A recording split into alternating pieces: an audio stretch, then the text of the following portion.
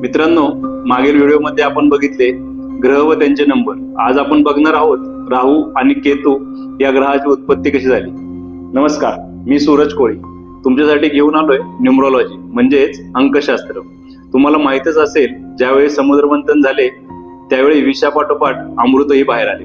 विष हे भगवान शंकरांनी प्राशन केले, परंतु जेव्हा अमृत वाटण्याची वेळ आली त्यावेळी देव आणि राक्षस यांच्यात वाद सुरू झाले. त्यावेळी तोडगा असा निघाला की प्रथम देवतांना अमृत वाटण्यात येईल, परंतु राक्षसांमधील स्वरभानू राक्षसाला असे वाटले की आपल्याला अमृत मिळणार नाही आणि म्हणून त्याने चंद्रमाचा वेश धारण करून देवतांमध्ये जाऊन बसला.